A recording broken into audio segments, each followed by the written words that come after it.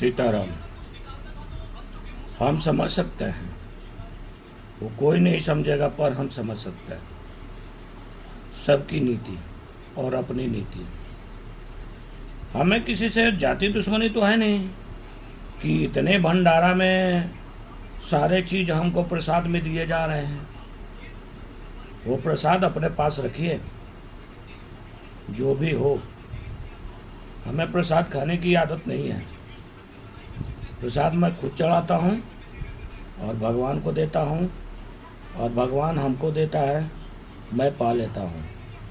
आपका चढ़ाया हुआ प्रसाद मैं नहीं पाता, न अभी तक लिया हूँ। आप जानते हैं ना, क्योंकि उस चीज़ में, उस गतिविधि का हर चीज़ आपका भेद रहता है। भेद से हम नहीं चलते, हम सिर्फ एक से चलते हैं, वो भी भगवान से।